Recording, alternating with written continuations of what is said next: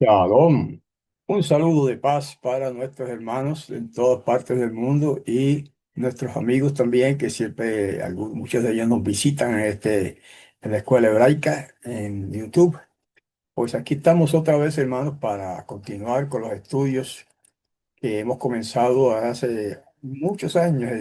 Llevamos aquí grabando temas.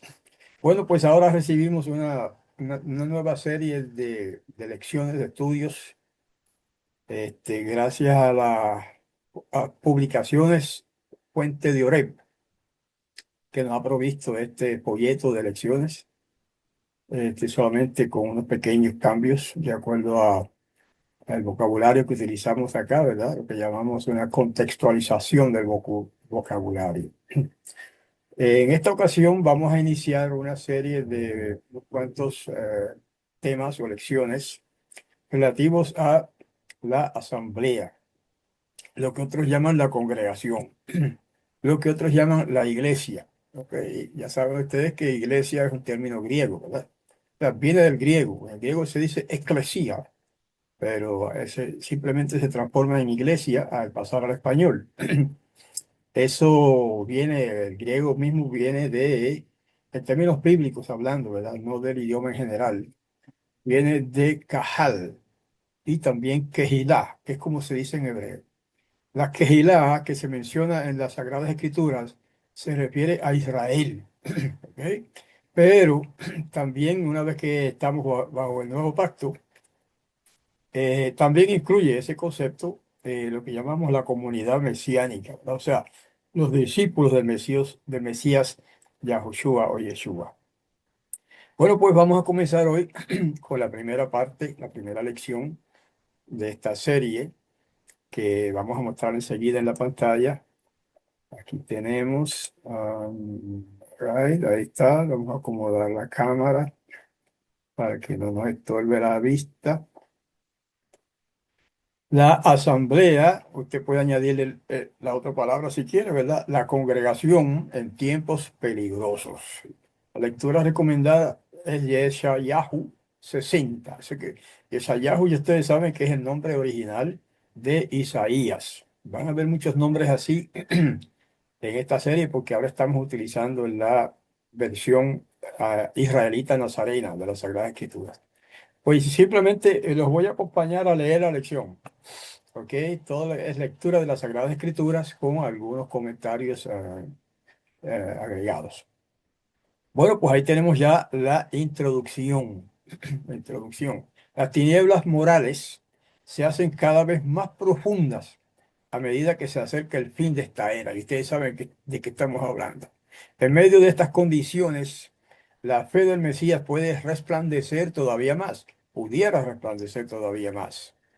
Las escrituras del Nuevo Pacto, lo que llaman equivocadamente el Nuevo Testamento, porque eso no tiene que ver nada con testamento, pero bueno, así lo llaman muchos, contemplan a la asamblea o la congregación en estos tiempos peligrosos desde diferentes ángulos, ¿ok? Desde diferentes ángulos. En esta lección vamos a examinar estas perspectivas. El Mesías exhortó a la asamblea del futuro, o sea, en perspectiva, a ser vigilantes. Refirió la parábola de las 10 vírgenes, que prácticamente todo el mundo conoce. Este, la parábola de las 10 vírgenes y la de los talentos para mostrar cómo la asamblea debía estar preparada para el regreso del Mesías, según las diversas habilidades de sus miembros. Los miembros de su pueblo, los que han sido llamados de las tinieblas a su luz admirable, deben o deberían revelar su gloria. Y ahí ya tenemos otro indicio, el pueblo del Todopoderoso Yahweh, ¿quién es? Pues Israel. Y entonces ese título, si usted lo busca en la Torá, de Asamblea de Yahweh o Congregación de Yahweh, está en la Torá, está en uno de los libros primeros 5 libros de la Biblia, ¿verdad? Que según la versión de Jerusalén, Biblia de Jerusalén, esa traducción, no tengo ahora el pasaje, pero se los consigo luego, habla de Israel y dice que es la asamblea de Yahweh. O sea que Israel, el título Israel y el título asamblea de Yahweh están íntimamente ligados, relacionados. ¿Ok?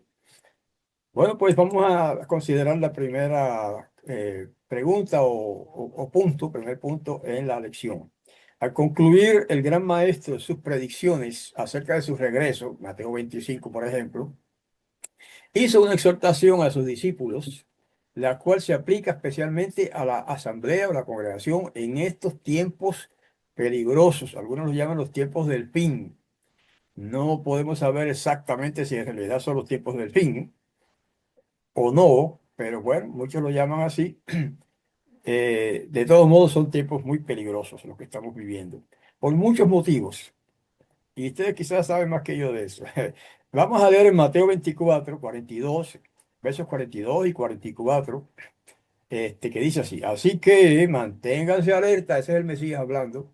Manténganse alerta porque no saben en qué día viene su maestro, hablando de él mismo. Verso 44. Así que estén preparados también ustedes. Él dirigió eso a sus 12 discípulos. Porque a la hora que no piensan, vendrá el Hijo del Hombre, que es él, ¿verdad? Versión israelita nazarena, y todos los demás pasajes los citaremos de la misma versión. Ahí tenemos una admonición o una advertencia clara y directa del Mesías mismo para su pueblo, para sus discípulos, para su asamblea, ¿verdad? De hecho, la palabra Kehilá significa los llamados, los congregados, los llamados, y se refiere a todo lo que quiere seguir a Yahweh y a su Hijo el Mesías, son los llamados. Vamos a ver el siguiente, más bien un comentario antes de seguir a la siguiente parte. Fíjense que la palabra traducida en otras versiones como vigilen significa literalmente estén despiertos. O sea, eso es una vigilia, ¿verdad? Estar despiertos. O mantenerse despiertos. Figuradamente significa estén alertas o sean vigilantes. O sea, el hecho de que se hable de estar despiertos, obviamente no es literal, ¿verdad? Aunque también, ¿verdad? Pero significa especialmente que debemos estar vigilantes. ¿Vigilando qué? Vigilando todas las cosas, los acontecimientos mundiales, vigilando cómo se desarrollan los acontecimientos en todas las naciones, etcétera, etcétera. Y en eso nos ayuda la televisión y el internet y otros medios noticiosos, ¿verdad? Que presentan diariamente las situaciones mundiales en muchos países. El enviado Shaul ordena lo siguiente: no durmamos como los demás, sino velemos y seamos sobrios. Ahí está. Primera de Tesalonicenses 5:6. Seamos sobrios. Sobrios quiere decir moderados. ¿Ok? Con esto quiere decir, no seamos espiritualmente soñolientos, perezosos o indiferentes, sino antes estemos alertas en cuanto a nuestra salvación personal y la de los demás. Ahora vamos a ver en el punto 2 cuáles son algunas de las situaciones que pueden hacer que un creyente se vuelva soñoliento, o sea, indiferente hacia su necesidad espiritual en estos tiempos de corrupción. Y pregunto, ¿habrá corrupción en estos tiempos? Tengo que reírme, hermano. Es una pregunta retórica, ¿verdad? ¿Habrá corrupción en el mundo social? ¿Habrá corrupción en el mundo político? Mm, ¿Habrá corrupción en el mundo religioso? Hermanos, dije que son preguntas retóricas. Eso se sabe que sí la hay. Eso no hay que preguntarlo, ¿verdad? Pero bueno, eso es parte de la consideración o la razón por la que estamos considerando este tema. Ahora vamos a ver cuáles son algunas de las situaciones que pueden hacer que un creyente se vuelva así indiferente. Vamos a leer en Lucas 21, capítulo 21, versos 34 a 36, que dice: anden con cuidado. Otra vez está hablando quién, el Mesías, nuestro Maestro, el Salvador. Anden con cuidado, que sus corazones no estén cargados de glotonería. de embriaguez y de las preocupaciones de esta vida. Y que aquel día venga sobre ustedes de repente como una trampa, porque vendrá sobre todos los que habitan en la superficie de toda la tierra. Así que manténganse alerta en todo tiempo, orando para que logren escapar de todas estas cosas que van a suceder y estar en pie delante del Hijo del Hombre. Recuerden que ese título, el Hijo del Hombre, se refiere al Mesías. Y cuando él dice así, está hablando de sí mismo. Entonces, miren qué clase de advertencia. Anden con cuidado, que no se enreden, que sus corazones no estén cargados de glotonería. Ese es un pecado, la glotonería. De embriaguez, ese es otro pecado, embriaguez. Y de las preocupaciones de la vida, no son pecados las preocupaciones, claro que no, pero es algo que molesta y es algo que perjudica la psiquis o la mente, ¿verdad? De los seres humanos y nos da por eso esta advertencia, no sea que si nos envolvemos en esas actividades peligrosas, entonces vendrá el Mesías y nos agarrará sorprendidos, agarrará descuidados más bien, sin preparación, etcétera. Por eso nos da esa advertencia. Otra vez en Mateo 24, verso 48 dice, pero si el sirviente malo, este es como la conclusión de una parábola que él presentó, si el sirviente es malo y dice en su corazón, mi amo tarda, y si comienza a golpear a sus compañeros de servicio, y si come y bebe con los borrachos, el amo de aquel sirviente vendrá en el día que no espera y a la hora que no sabe y lo castigará. Sigue el texto duramente y le asignará un lugar con los hipócritas. Allí será el llanto y el crujir de dientes. Wow, hermano, qué clase de advertencia. ¿Ah? El sirviente malo, claro, habría que leer todo ese pasaje, capítulo 24 para tener un contexto más amplio de este mensaje, del mensaje de ese pasaje, ¿verdad? Pero ya la mayoría de los cristianos eh, conocen esto al dedillo. Lo que falta es que apliquemos esto a nuestras vidas y que en nuestra vida diaria vivamos como nos exhorta el Mesías y sus discípulos también, especialmente el llamado a enviado Pablo, ¿verdad? Enviado o apóstol Pablo, Shaul. Ok, vamos a ver el comentario. A veces algunos comentarios son muy breves. El mal siervo dice en su corazón, mi amo tarda. Oiga, fíjense bien, mi amo tarda. No dice que el Mesías no vendrá, como dicen algunos. No se burla de la idea de su regreso, como hacen otros. Pero solamente se lamenta de que su amo tarda. Pero en su corazón y por sus acciones y palabras declara que el regreso de su maestro se tarda en suceder. Esa es la condición de muchos creyentes, aún discípulos del Mesías, ¿verdad? A la condición de muchos como lamentan que el maestro, el Mesías, tarde en venir, que no va a venir hoy ni mañana, que no ha venido, entonces empiezan a vivir como les parece cayendo en los pecados que ya se mencionaron, o en la indolencia, etcétera, en la complacencia propia, porque dicen, bueno, eso él va a tardar. Hay que tener mucho cuidado con eso, hermano. ¿Ok? Recuerden que esto que estamos estudiando hoy no es tanto para los que están fuera de la congregación, sino es para los que están dentro de la congregación o la asamblea. Punto 3. Discúlpenme. ¿Cuál es la mejor manera en que el creyente puede mantenerse espiritualmente despierto en todo momento? Vamos a ver lo que nos dice la Escritura.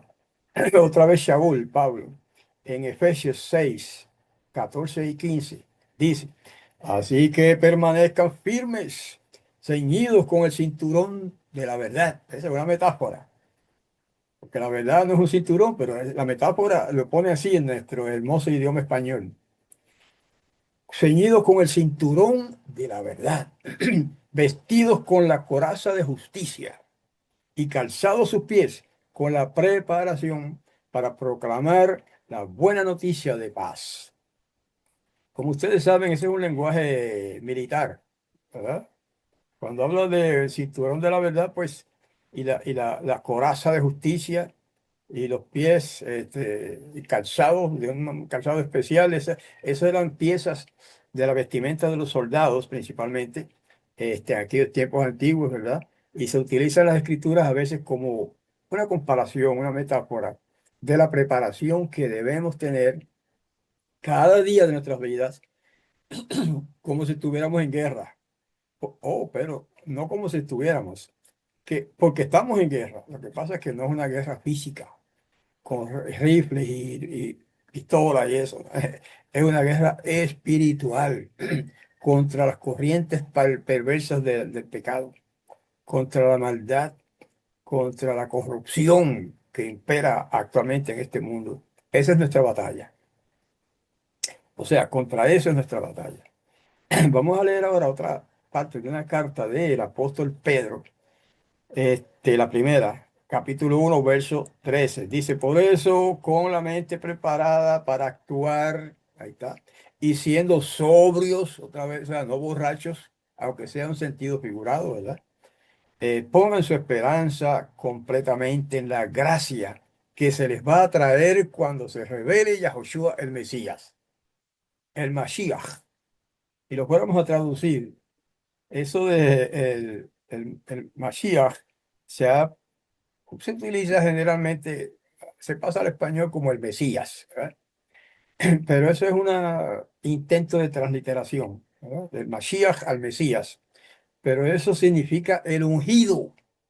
Y más específicamente ese título significa el rey ungido de Yahweh.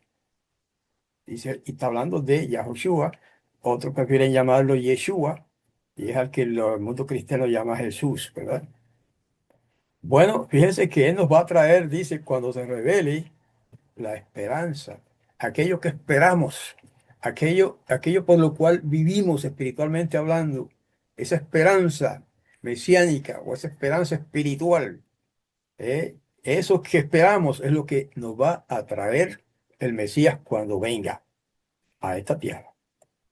Vamos a ver el comentario breve que tenemos aquí. Solo los que hayan fortalecido su espíritu con las verdades de las Sagradas Escrituras podrán resistir en el último gran conflicto espiritual.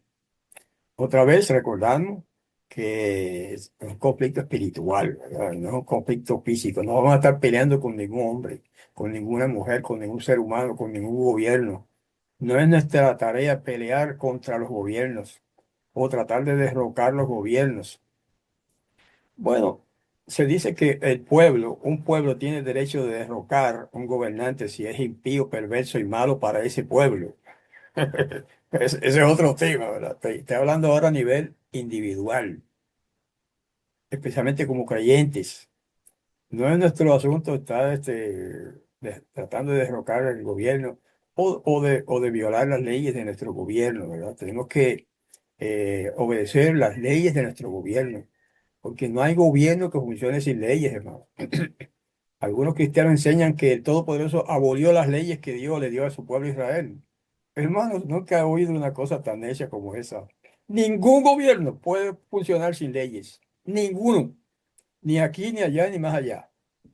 Es una tontería decir que el Todopoderoso, el Padre Celestial, que le dio unas leyes preciosas y fundamentales para el pueblo de Israel, después viene y las abolió. Ah, ningún gobierno funciona sin leyes. Pero también quiero aplicar esto al gobierno físico, literal, aquí, político, en el cual vivimos, ¿verdad? Mi país, donde yo vivo, pues hay un gobierno y tengo que respetar las leyes de ese gobierno. Y si usted vive en otro, bueno, si usted vive, no, de los que me están viendo y escuchando, viven en muchos países, ya yo lo sé. Conozco muchos de ellos. Viven en México, Estados Unidos, Venezuela, Uruguay, Paraguay, etcétera, etcétera. hasta en España, hasta en Alemania viven algunos de los que, hermanos nuestros, pues tiene que respetar las leyes de su país. Eso es un hecho. Si no, entonces usted está mal, muy mal. Incluso pudiera estar en pecado en algunas cosas, ¿verdad? Al violar las leyes de su país. Porque muchas de ellas son las mismas leyes de Yahweh también. No todas, pero sí algunas. Por ejemplo, está prohibido matar en cualquier gobierno. Y hay una ley que prohíbe matar, prohíbe robar, etcétera, etcétera. Usted tiene que obedecer eso. Sencillo. Eso es elemental. Bien, punto 4. Solamente tenemos 7 puntos de ahora en adelante en todos los estudios. ¿Qué falta de preparación señala el Mesías en la parábola de las vírgenes necias, mucho antes de que la crisis pusiera al descubierto su verdadera condición? Vamos a ver lo que nos dice el pasaje en Mateo 5, verso 3. 25, debí decir. Cuando las necias tomaron sus lámparas, no llevaron aceite. Una pequeña parte de la parábola, ¿verdad? Pero usted conoce toda la parábola. El punto aquí es que hay dos grupos de mujeres que se mencionan en esa parábola. Perdón, hermanos. Las sabias o prudentes y las necias. Y dice ahí que cuando las sabias tomaron sus lámparas, no llevaron aceite. O sea, aceite adicional, porque ese es el tema de la parábola, ¿verdad? Eran 10 vírgenes. Es una comparación que él hace para representar a los creyentes nuestros tiempos y en todos los tiempos. Había 10 mujeres esperando la venida del príncipe, vamos a decir, de su rey, de su amo.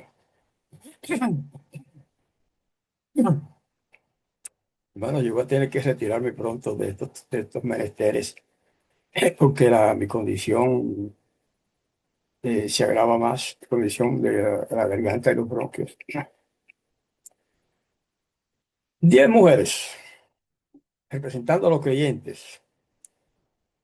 Todas llevaron aceite, o sea, sus lámparas llenas de aceite. Todas las 10 llevaron sus lámparas buenas de aceite, llenas de aceite, esperando al novio, porque hay una parábola para comparando la venida del Mesías con la llegada de un novio en una boda. Todas llevaron sus lámparas llenas de aceite, qué bueno. Cuando a medianoche llega el novio, en la parábola, ¿verdad? Pues se habían apagado las lámparas, ya. Se supone que ya durmieron un buen rato y sus lámparas se apagaron y se anuncia la llegada del novio y entonces 5 de ellas, que eran las prudentes, le llenaron su lámpara otra vez de aceite porque habían llevado aceite de repuesto y esas pudieron recibir al novio. Pero 5 de ellas, que eran las fatuas, según algunas traducciones, o necias, según otras traducciones, no pudieron salir a recibir al novio porque no habían llevado aceite de repuesto. Esa es la diferencia. Todas eran buenas mujeres, todas representan gente buena, todas representan a los creyentes en el Mesías, esperan al Mesías, pero una parte de ellos están preparados con aceite adicional y la otra mitad de ellos no están preparados con aceite adicional y por lo tanto se van a quedar fuera de la boda. Eso es lo que nos enseña esa parábola, ¿verdad? En resumen. Bueno, la clase representada por las vírgenes necias no está formada de personas hipócritas. Oh, todas son creyentes. Sus componentes manifiestan respeto por la verdad, son creyentes. La han defendido, la verdad, y son atraídas hacia aquellos que la creen, pero no se han rendido a sí mismas a la obra del Espíritu de Santidad. No han caído sobre la roca que es el Mesías Yahushua y no han permitido que su vieja naturaleza sea quebrantada. Y por eso no están preparadas. Esto ya es una aplicación, ¿verdad? De lo que significa la parábola. Al no llevar aceite adicional, pues están en una condición así que como se describe en esta parte del párrafo. Mientras que la mitad de ellas, pues sí, están preparadas y cumplen con todo eso, ¿verdad? Se han rendido a la obra del Espíritu de Santidad y han sido quebrantadas. Eso es una figura, una metáfora religiosa, ¿verdad? Muy usada. Han sido quebrantados en la roca, que es el Mesías. Eso quiere decir que al aceptar al Mesías, han dejado el pecado, han abandonado lo que les estorba a la vida espiritual y salen como nuevas personas, nuevas criaturas. Eso es lo que se simboliza, eso de caer sobre la roca y ser quebrantado, ¿eh? Ser quebrantado el viejo hombre para dar paso al nuevo hombre, que es como pone la Biblia, esa transformación de un pecador en una persona que se ha librado del pecado. Ha sido librada, mejor dicho, porque nadie se libra del pecado por sí mismo. Punto 5. ¿Por qué las vírgenes necias en la crisis final no pueden obtener aceite de parte de sus compañeras prudentes? Buena pregunta, ¿verdad? Porque si las cinco que prudentes tenían aceite adicional, porque no lo compartieron con las cinco necias que no llevaron aceite adicional? Esa es más o menos la pregunta. Vamos a leer Mateo 25, 8 y 9. Dice, y las necias les dijeron a las prudentes, denos de su aceite, porque nuestras lámparas se apagan. O sea que parece que me equivoqué en un detalle, ¿verdad? No es que se le apagaron las lámparas, es que estaba por apagarse. Pero las prudentes le respondieron, no, porque puede que nos falte a nosotras y ustedes, y a ustedes también. Mejor vayan a los vendedores y compren para ustedes mismas. Un razonamiento lógico, razonable, dada la circunstancia, ¿verdad? Interesante. Quiere decir que si usted no se prepara espiritualmente por sí mismo o sí misma, no puede esperar que otro le ayude y la restaure y haga lo que usted debió haber hecho para prepararse para la venida del Mesías. Ve el punto, ese es el punto aquí. O sea, sálvese quien pueda, como dice el refrán por ahí, vulgar, ¿verdad? Pero eso es una realidad de la vida, hermano. Usted no puede salvarse por los méritos de otro. Eso es lo que nos enseña ahí. Usted no puede ser aprobado por el Padre Celestial basado en los méritos de otro hombre o de otra mujer. Solamente los méritos del Mesías, sí, pero eso es otro tema. Todo el mundo sabe eso. Por los méritos del Mesías es que somos salvos. Pero estamos hablando ahora de la preparación, no tanto de la salvación como de la preparación espiritual, físicamente y espiritualmente en estos tiempos para la venida del Mesías. Uno le puede ayudar dándole información, pero prepararse en sí, hacer que usted obedezca, hacer que usted se prepare, nadie le puede hacer eso por usted. Tiene que hacerlo usted mismo o usted misma. En las cosas espirituales, ninguna persona puede suplir las necesidades de otra persona. Es lo que estaba tratando de decir. La gracia de Yahweh ha sido ofrecida libremente a toda persona, pero el carácter es intransferible. ¿Eh? Si yo estoy falto de carácter y usted tiene un buen carácter, usted no me puede transferir su carácter a mí y viceversa, ¿verdad? Si usted tiene un mal carácter, yo quizá puedo ayudarle, orientarlo y tratar de ayudarle a modificarlo, pero yo no le puedo transferir a usted mi carácter. Eso es imposible. Eso es lo que está diciendo ahí. Ninguna persona puede creer por otra. Ninguna persona puede impartir a otra el carácter que es fruto de la obra del Espíritu de Santidad en ella. El Espíritu de Santidad obra en usted. Pues si yo quiero eso, tengo que entregarme a hacer lo que usted hizo para recibir el Espíritu de Santidad. ¿Eh? Usted no lo puede transferir a mí.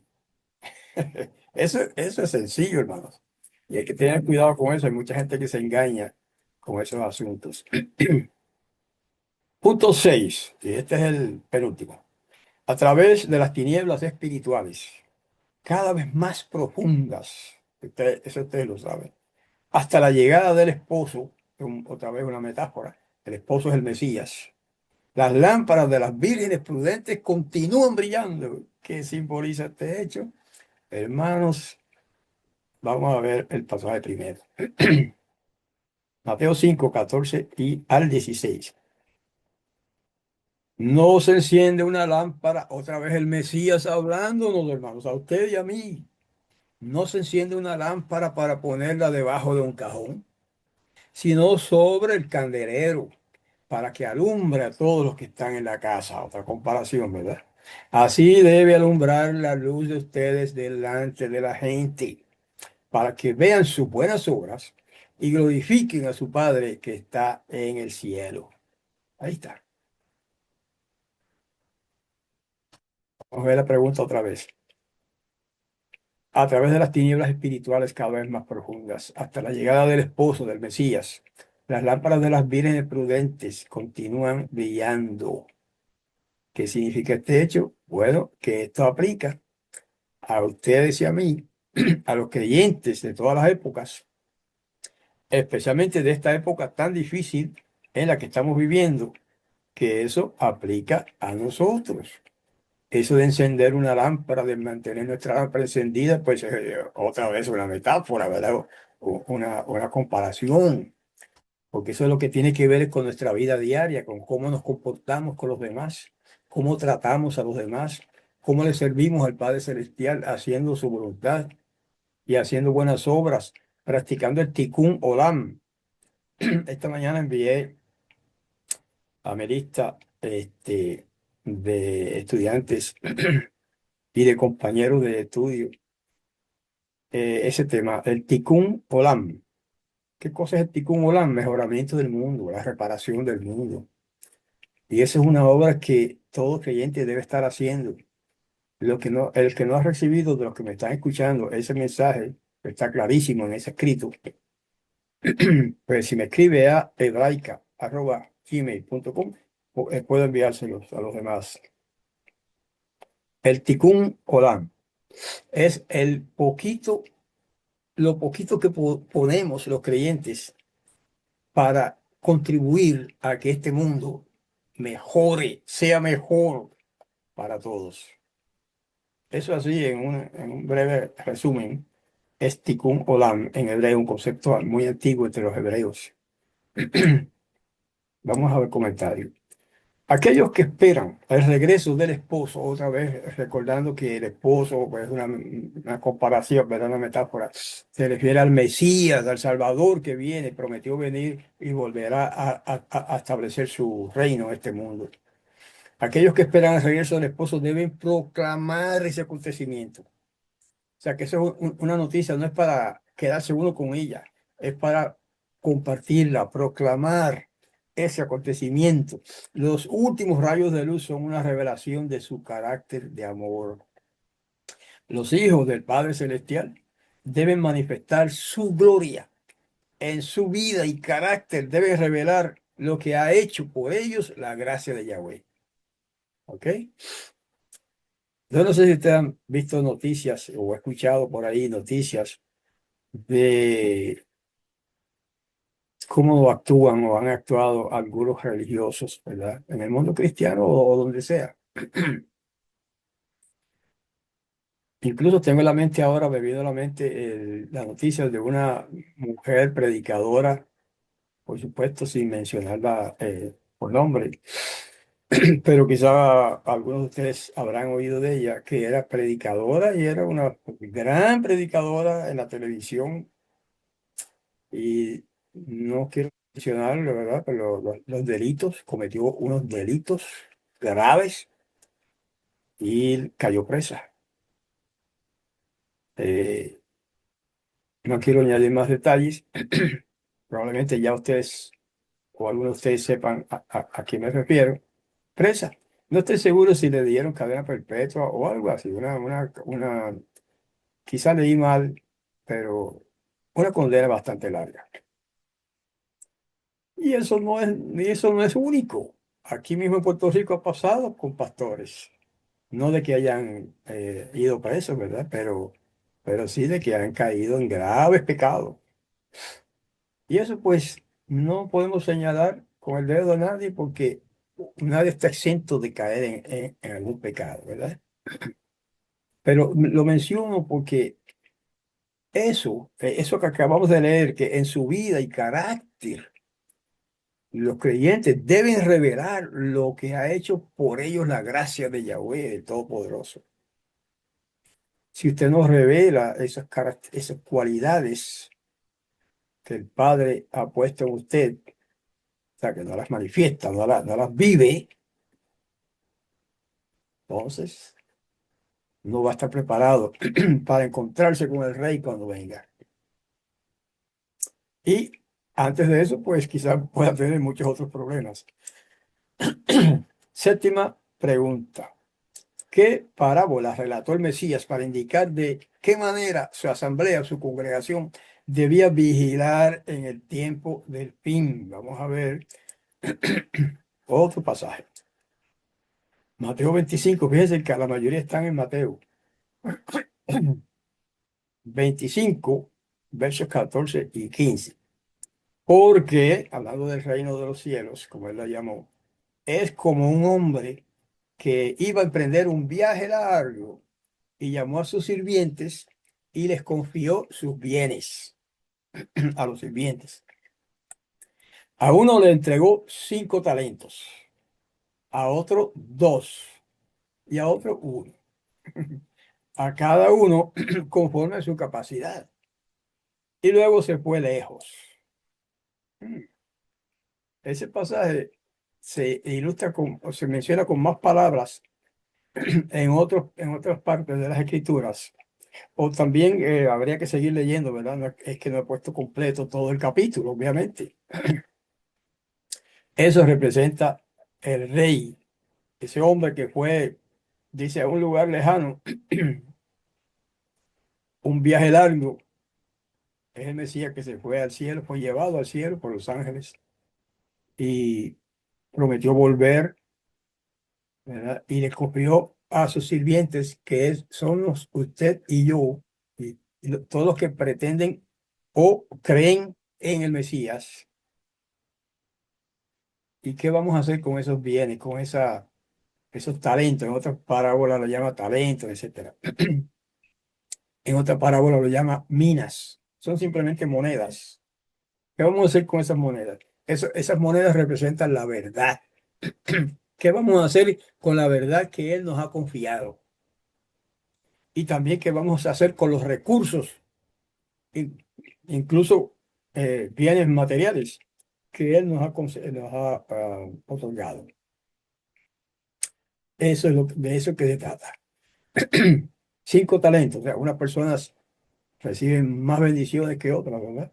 Más talentos, más capacidades, ¿verdad? Unos pueden más en cuanto a lo que sea que usted hace en esta vida, otros reciben menos y otros reciben mucho menos. Y a cada cual se le va a requerir conforme a lo que recibió. ¿Eh? Al que recibió mucho talento, muchos dones, se le va a exigir más. Y al que recibió menos, pues se le va a exigir menos. Eso es razonable. Eso es justo. Entonces, vamos a ver qué es lo que va a hacer usted con sus talentos. Los talentos de la parábola son dineros. En la parábola son dineros. En la realidad no necesariamente es dinero, pero puede ser. Son dineros que han sido confiados a los siervos. En el caso de nosotros, por lo menos yo, que no tenemos mucho dinero, pero tenemos algún conocimiento, por ejemplo, de las escrituras, pues eso tenemos que ponerlo a trabajar, a funcionar. Perdón. O sea, compartirlo. ¿Ok? El Mesías hizo claro en qué consistía vigilar por su segunda venida. No debemos pasar el tiempo en una espera ociosa, ese es el punto, sino en una actividad diligente. Hay muchos creyentes que son creyentes, son buenos, o sea, creen, eso es importante creer. Pero después de creer, ¿qué más hacen? Ayudan al prójimo, ayudan al vecino que está en necesidad, ayudan al familiar, al pariente, al hijo que está en necesidad, al viejito, al papá, a la mamá, la viejita que ya no puede trabajar, la ayuda, usted como hijo. Esas cosas y muchas más se pueden mencionar como el tema de esa parábola. O sea, ¿a qué se refiere esa parábola? Entonces, queridos hermanos, eso es lo que es intransferible. ¿Ok? Lo que usted puede hacer por el Tikkun Olam, o sea, por el mejoramiento del mundo, no me lo puede transferir a mí, tiene que hacerlo usted. Y lo que yo puedo hacer por el mejoramiento del mundo, tampoco se lo puedo transferir, así como que, como quien dice, como si fuera una cosa que usted se la pasa a otra persona. No la puedo transferir a otra persona, tengo que cumplirla yo. Mi responsabilidad como creyente tengo que cumplirla yo. Y usted tiene que cumplir la suya. Sencillo. Entonces, ¿qué vamos a hacer, hermanos? ¿Qué vamos a hacer con el conocimiento que el Padre nos ha dado de la Sagrada Escritura para empezar? ¿Qué vamos a hacer con nuestros medios financieros que el Padre nos ha permitido ganar en un trabajo en esta vida o en un negocio en esta vida? Bueno, esa es la pregunta. ¿Qué vamos a hacer con eso? Bueno, primero que tenemos que hacer es vivir nosotros mismos y disfrutarlo, obvio. Pero hay un segundo lugar o una segunda cosa que se puede hacer con una parte de los bienes que usted tiene, y es ayudar a los pobres, a los que son más pobres que usted. ¿Eh? Y fíjense que casi siempre los predicadores, o no casi siempre, pero algunas veces los predicadores hablan de estas cosas pensando en que en después de eso traer el tema de los diezmos y las ofrendas y que me tienen que traer, pagar diezmos y ofrendas. No, no, no, no. Nosotros no estamos pensando en eso. De hecho, en nuestra comunidad ni siquiera se exige que paguen diezmos, eso es un asunto entre usted y su creador. Pero ¿cómo usted va a usar esos medios financieros que el Padre le ha dado cuando a lo mejor un hijo o una hija o un papá o una mamá de usted está pasando necesidad? O un vecino. Una vez un creyente me preguntó, hermano, ¿yo puedo dar de mis diezmos a un hijo mío que está en crisis, pasando necesidad? Hermano, yo me río, pero yo le dije, ¿cómo? No es que si puede, usted tiene que hacer eso, debe hacerlo, por supuesto. ¿Qué es eso de sacar diezmos para entregarlo a una institución religiosa mientras un hijo suyo, una hija suya, un padre suyo, una madre suya está pasando necesidad? No, no es el cumplimiento del mandamiento. Y sé que habrá quienes me critiquen por esto. Ah, pero los diezmos son sagrados para el Señor, dicen los cristianos. Ah, sí. No, no ha entendido todavía las parábolas del Mesías. El que diga eso no ha entendido todavía estas parábolas del Mesías que acabamos y hay otras más que acabamos de mencionar. Quedo pensando porque es triste este último punto que estoy mencionando, porque hay personas creyentes que llegan a ese punto. Oh, sí, son muy cumplidores para el Creador, dan sus diezmos, ofrendas, mientras un vecino pasa necesidad, un pobre le pide a veces un peso, un dólar, y no se lo da. Digo yo, no estoy diciendo que muchos hacen eso, ¿verdad? Pero siempre hay a quien lo hace. Entonces, a veces yo hablo de eso y igual que me pide, yo le doy un peso, sí, un dólar. Acá decimos peso a los dólares. Y dice, pero usted no sabe si ese hombre quiere, o esa persona quiere eso para droga. A mí no me interesa eso. Para lo que él va a usar ese dinero, a mí no me interesa. Si lo pide un dólar, yo se lo doy. Y si lo tengo, obviamente. No siempre lo tengo, pero muchas veces sí. Entonces, yo sé que ese es un tema debatible, ¿verdad? En los ciclos religiosos. Pero esa es mi opinión. No digo que debe ser así, usted. Pero yo prefiero ser así a negarle a un necesitado un peso, un dólar. Bueno, pues hermano, con esto me despido. Estoy terminando la charla, la plática de hoy, la lección de hoy. Hay mucho más que decir o sea, de otros temas relacionados con la asamblea, con la congregación.